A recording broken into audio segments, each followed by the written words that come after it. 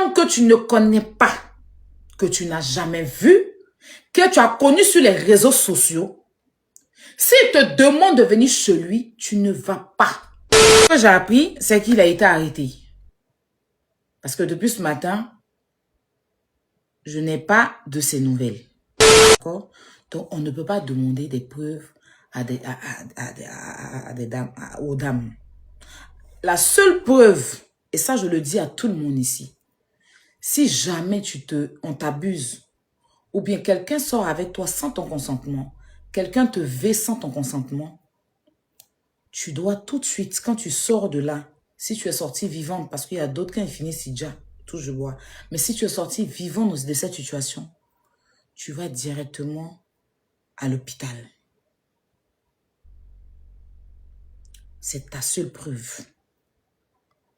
Tu vas à l'hôpital. Quand tu finis l'hôpital, tu vas à la police. Tu déposes une plainte. Tu prends un certificat médical. Les policiers vont faire des enquêtes vérifiées, mettre la main sur le gars. Tes preuves seront de porter une plainte et d'aller prendre un certificat médical. Sinon, si tu n'as pas fait ça, ça sera ta parole contre la parole de ton bourreau. Et si ça date même, les gens vont toujours dire que c'est faux. Et quand on entend vous demander aussi des preuves, c'est pas qu'on ne vous croit pas. C'est juste que quelque chose qui t'a traumatisé comme ça là, tu ne peux pas te taire là-dessus. Tu ne peux pas ne pas expliquer à ta maman. Tu ne peux pas, parce que si tu prends le temps de venir expliquer, c'est que tu peux prendre aussi ce temps-là pour déposer une plainte. C'est tes droits, c'est dans ton droit de le faire. Et ta plainte là, même s'ils n'ont pas poursuivi ta plainte, mais c'est une preuve si jamais un jour ça devient, que la chance vient de ton côté, ça sera une plainte. Ça sera une preuve que oui, tu avais déposé une plainte, oui, tu es allé voir un médecin, oui, tu es allé voir un psychologue. Voilà, tout ça, c'est des choses qu'il faut faire. Il ne faudrait pas que le V soit une honte pour vous. Oui, parce que j'entends des gens, non, on m'a V, mais j'ai honte. Non, tu ne dois pas avoir honte. Tu n'as pas demandé. Tu n'as pas demandé. Ça s'est fait sans ton consentement. Même si c'est ton mari qui t'a marié légalement. Et que tu décides de ne pas faire l'amour avec lui, que ton homme te brutalise, c'est sans ton consentement. Je pense que c'est aussi considéré comme un V. Je pense. Parce que ce n'est pas ton consentement. L'amour se fait entre... C'est deux personnes qui sont d'accord. L'amour, ce n'est pas la brutalité. L'amour, ce n'est pas le frappage. Même si petit mazoïe, ça, mais c'est pas... On te brutalisé, on te dit non. Celui qui te brutalise chez toi, il vole ta... C'est-à-dire qu'il salit ton honneur. Donc, quand tu arrives à sortir de là, il y a une qui a expliqué, ça s'appelle Flo.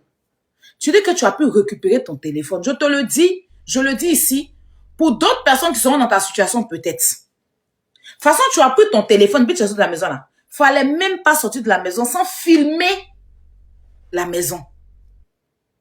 Il fallait prendre ton téléphone, filmer la maison et puis aller déposer une plainte.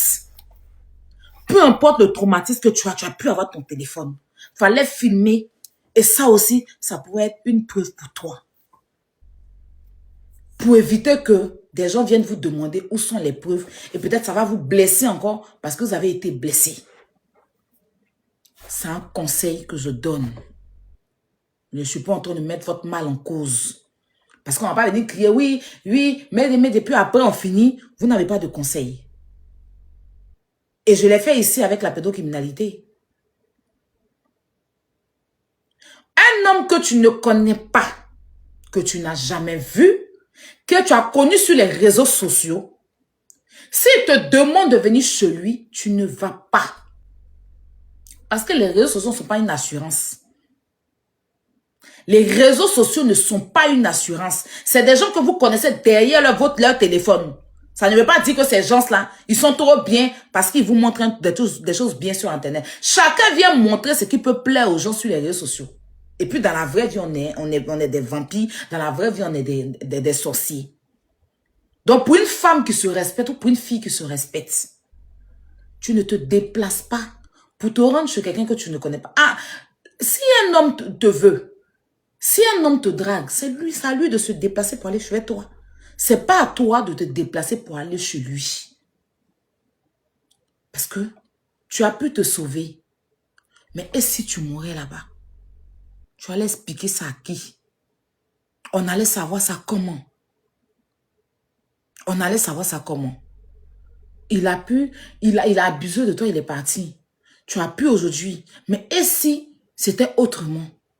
Et il y a plein de filles comme ça qui se déplacent pour aller et qui jassent. Et puis on n'a plus de leurs nouvelles. Donc évitez de vous déplacer et d'aller chez un homme que vous ne connaissez pas. Même si c'est une fille. Si un homme qui te drague, le premier rendez-vous, il faut que ça soit dans un lieu public où il y a tout le monde. Dans un centre commercial, dans un restaurant, où il y a tout le monde. Avant de partir chez lui à la maison.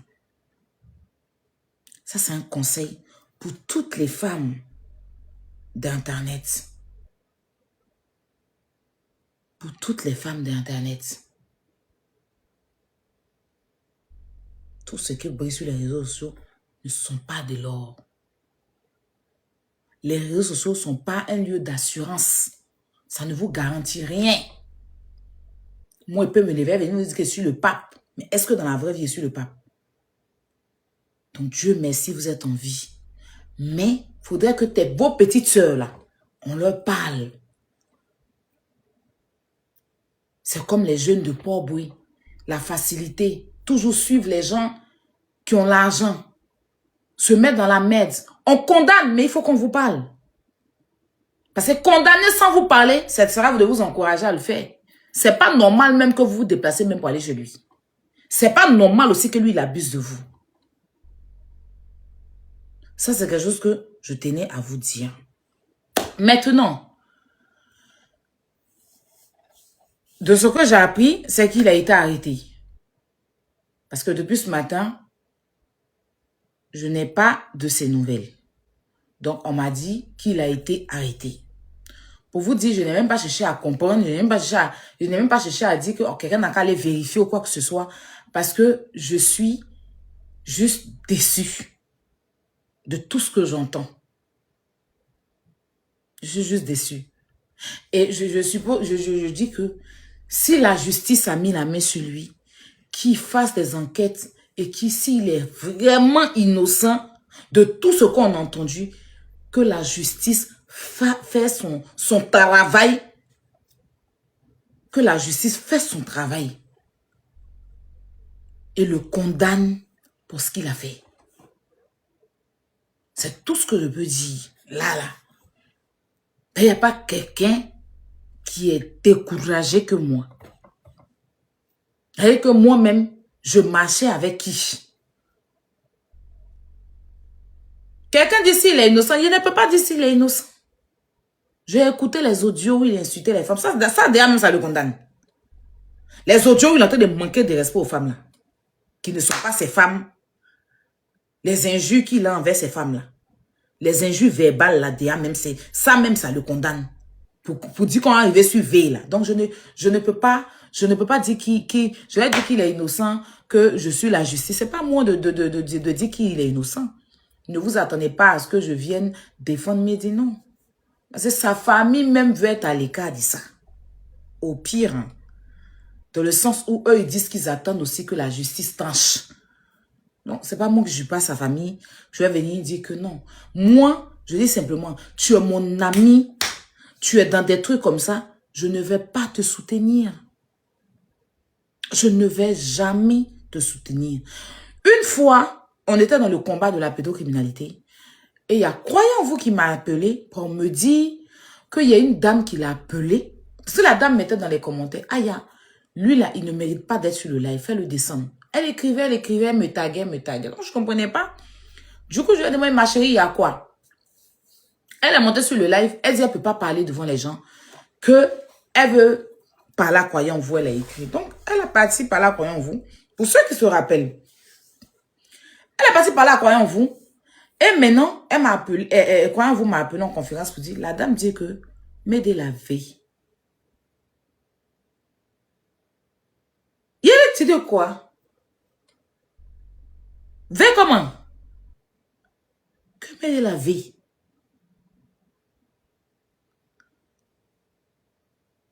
J'étais choquée. Avec, attends, j'ai mis un pause au live. J'ai dit, ajoute-la dans l'appel. On a ajouté la dame. J'ai dit, mais qu'est-ce qui s'est passé? Ça, c'était pendant le combat de Cécile Atamiral. Qu'est-ce qui s'est passé? Elle m'explique que, en fait, il sortait son ami. Une pause. Bon, mon cher, un pause ou une pause, laissez ça. C'était trop important.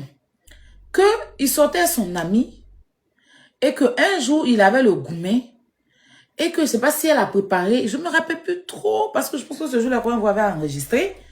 Mais en fait, tellement il était choqué, il dit, attends, je l'ai rajouté à l'appel.